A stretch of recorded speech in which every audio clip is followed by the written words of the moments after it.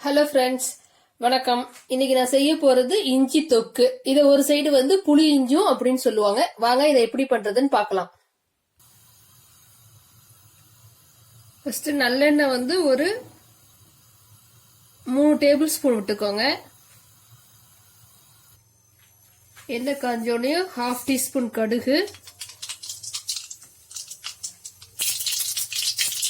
கருவேப்பிலை,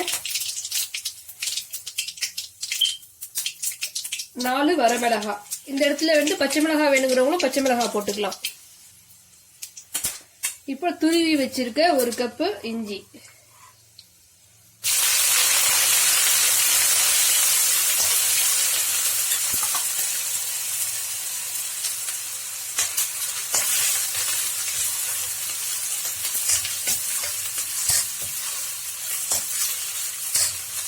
இது நல்லா எண்ணெயிலேயே வேகட்டும்.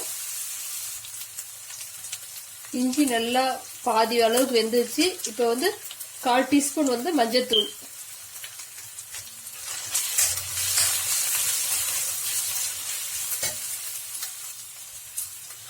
மூணு டீஸ்பூன் வந்து மிளகாத்தூள்,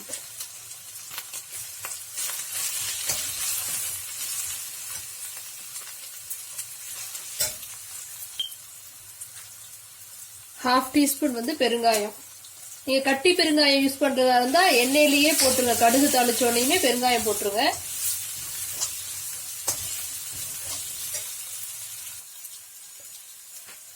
ஒரு மீடியம் சைஸ் எலுமிச்சம்பழம் அளவு வந்து புளியை வந்து நான் கரைச்சி வச்சிருக்கேன்.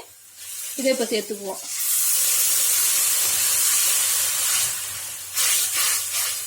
நல்லா இந்த புளியிலேயே வேகட்டும். இப்ப இதுக்கு தேவையான அளவு உப்பு சேர்த்துக்கலாம். இப்ப இதுக்கு தேவையான அளவு உப்பு சேர்த்துக்கிறேன். இது இன்னும் கொஞ்ச நேரம் வேகட்டும். அதுக்கப்புறம் நம்ம வந்து வெல்லம் சேர்த்துக்கலாம். இப்ப தாளிக்கும் போது வரமிளகாய் போட்டேன். பிடிக்கிறவங்க பச்சை மிளகாய் வந்து ஒண்ணு போல இருக்க சின்னதா இருக்க பச்சை மிளகாய் போட்டா அது இன்னும் நல்லா இருக்கும். இந்த ஸ்டேஜ்ல வந்து நம்ம வெல்லம் சேர்த்துக்குவோம். 2 டேபிள் ஸ்பூன் வெல்லம் சேர்த்துக்கோங்க. ஸ்வீட் இன்னும் கொஞ்சம் பிடிக்கிறவங்க இன்னும் கொஞ்சம் நிறைய கூட சேர்த்துக்கலாம்.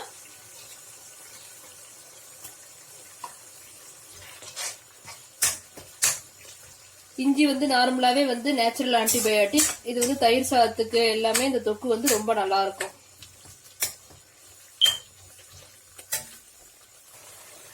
இந்த மாதிரி எண்ணெய் பிரிஞ்சு வரும்போது நம்ம வந்து அடுப்பை ஆஃப் பண்ணிடலாம்.